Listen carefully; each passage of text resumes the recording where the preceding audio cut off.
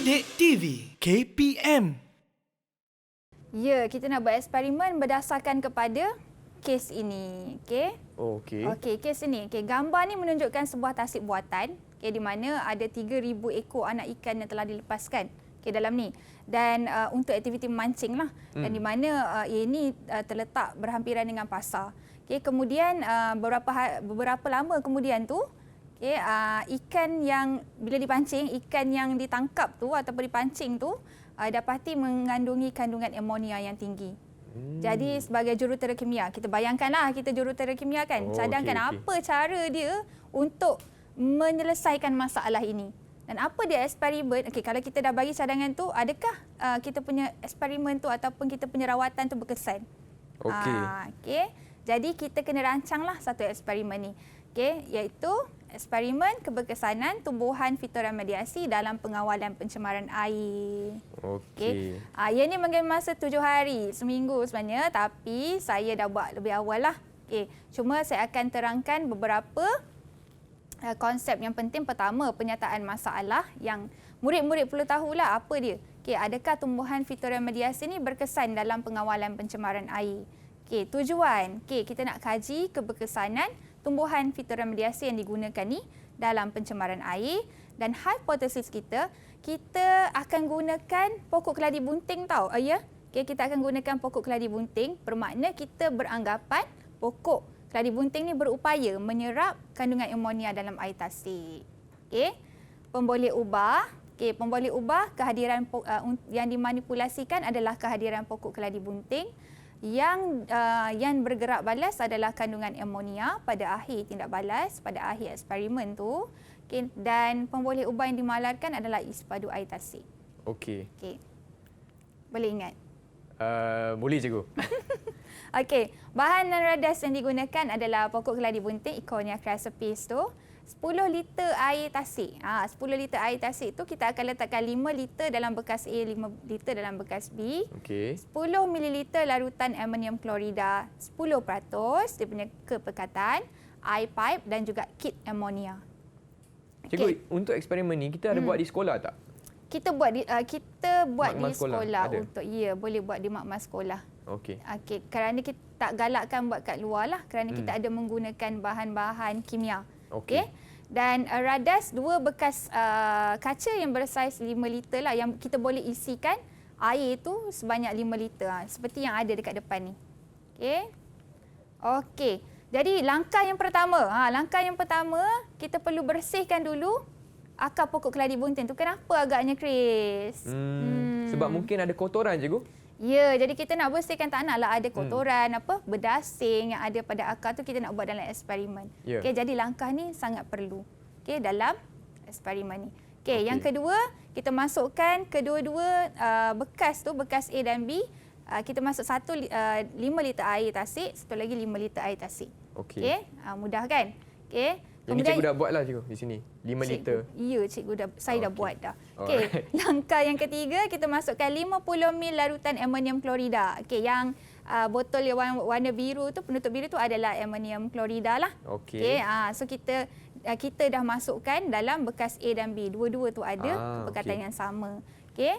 Kemudian langkah keempat. Langkah keempat, pada awal tu kita kena rekod dulu berapa bacaan amonium klorida dalam kedua-dua bekas A dan B tu. Okey. Itu pun saya dah buat. Oh, yang mana ni cikgu? Saya dah buat dah. Yang okey, awal, dah yang buat. awal. Itu sebab sebelum 7 hari. Ini dah hari yang ke-7 lah. Okey, yang pada awal tu kita tengok, okey, kalau Chris tengok ya dekat gambar ni. Okey, yang ini adalah hasil dia. Okey, hasil dia. Okey, mana bacaan dia adalah 1.5. 1.5 mengikut kit, sebab kita kit amonia tu kita ada banyak. Okey, ada banyak jenis. Jadi yang ni yang saya bawa. Okey. Okey.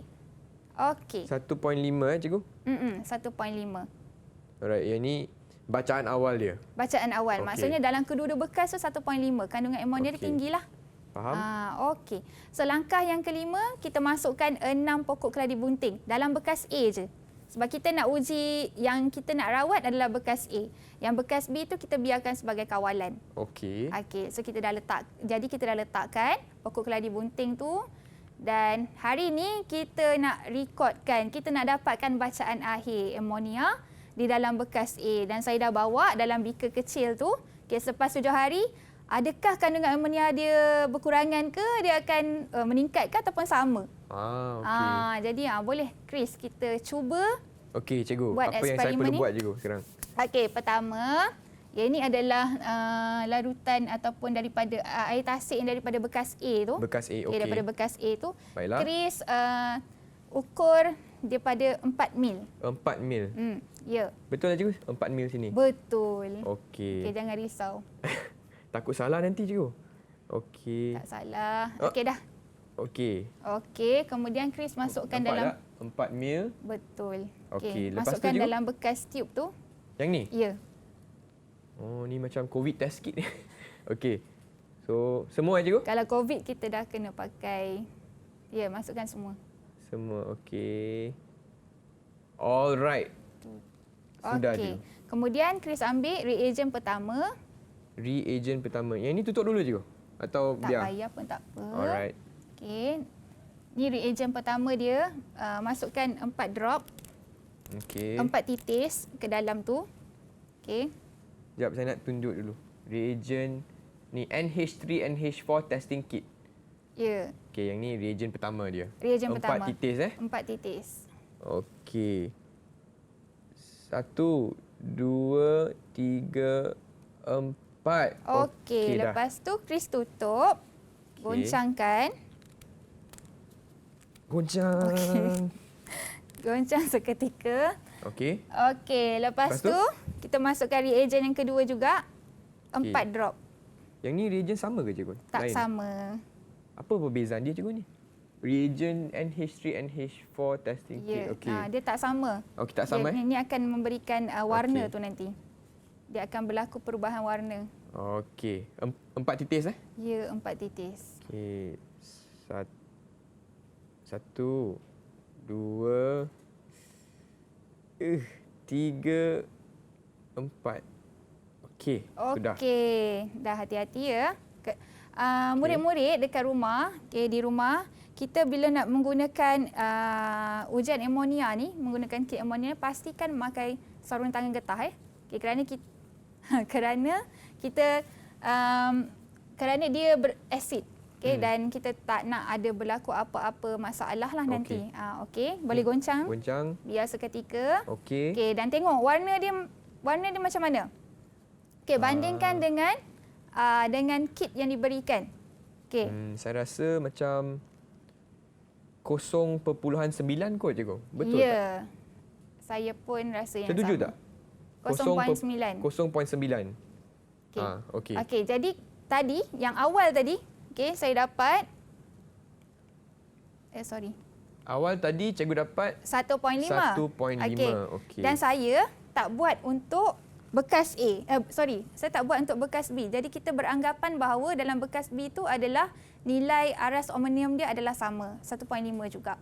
Okey. Jadi yang kita akan buat adalah untuk bekas A sahaja. Boleh Chris tulis tak dekat sini? Boleh cikgu. Nilai dia. Okey. Nilai tadi 0.9. Jadi adakah nilai dia bertambah ataupun berkurang ataupun sama daripada awal dengan akhir ni? Kalau kita nilai dia bandingkan. berkurang cikgu. Berkurang. Okey, jadi daripada nilai ni, apa yang kita boleh simpulkan? Kita guna pokok keladi bunting tadi untuk menyerap amonia. Kan? Jadi adakah telah terbukti kita punya hipotesis ini? Ya cikgu, terbukti cikgu. Terbukti. Maksudnya kandungan amonia telah berkurang dalam bekas A.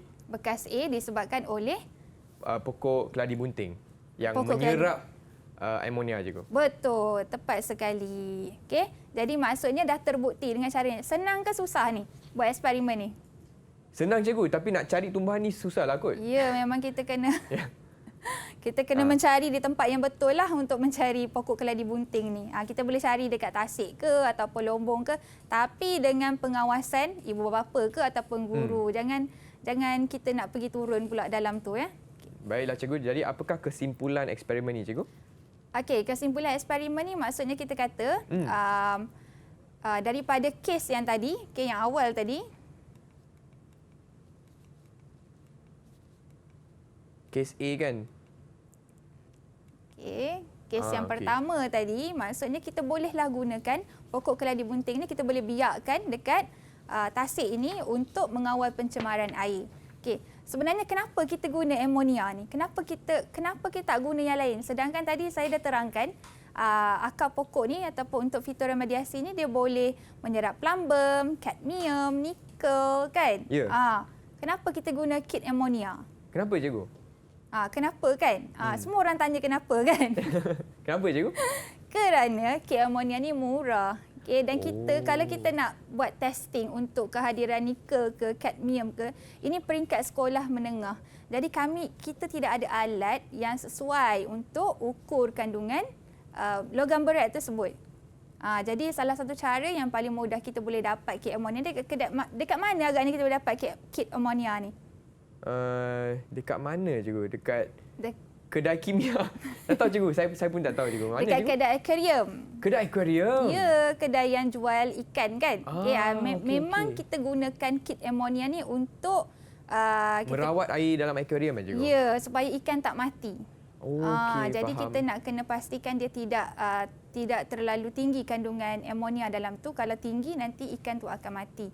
Jadi sebab tu kita gunakan kit amonia ni lah. Dan kit amonia ni kita kata ada pelbagai jenis. Jadi saya beli yang paling murah sekali. Yang paling murah sekali. Lebih senanglah cikgu nak lakukan eksperimen hari inilah. Ya. Baiklah cikgu, selain daripada pokok keladi bunting, apakah tumbuhan lain yang boleh digunakan untuk kaedah rawatan fitoremediasi cikgu? Fitoremediasi kita boleh gunakan hydrilla. Hydrilla. Okey, yang dalam air kan? Kita boleh gunakan hydrilla lah. Okey. Okey, saya pun ada soalan juga nak tanya dekat Chris Oh, ni. ada ke? Saya soalan hampir ni, cikgu? terlupa dah ni. Okey. So, soalan dia yang ada dua je soalan, jangan risau. Okey, pertama, namakan tumbuhan lain. Ini yang Chris tanya kat saya. Tadi saya dah jawab satu. Satu lagi apa agaknya? Jawapannya apa nak mula dengan huruf L cikgu? Lemna. Lemna species. Lemna species. Betul. Kalau tak silap lah cikgu. Betul tak? Betul. Sebab itu kita dulu mungkin Chris ada belajar dalam mendengar rendah kot. Kita memang gunakan Ilodia. Memang itu adalah satu tumbuhan-tumbuhan yang kita kata familiar lah. Okay. Lemna species dan juga Hydrilla species. Okay. Soalan yang kedua, apa kesan amonia terhadap ekosistem akuatik? Amonia. Saya rasa dia akan mengganggu rantai makanan dalam hidupan akuatik juga. Ya, betul. Dia akan ganggu rantai makanan tu ekosistem. Ya, betul.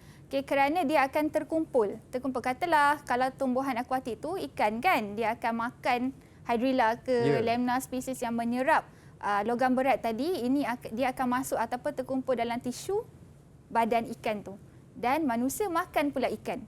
Okey. Itu yang akan menyebabkan apa tadi yang kalau Chris ada cakap tadi boleh menyebabkan kanser dan sebagainya. Tanpa kita sedar dia telah pun terkumpul dalam tisu badan kita. Okey. Sebab tu pentingnya fitoremediasi ni.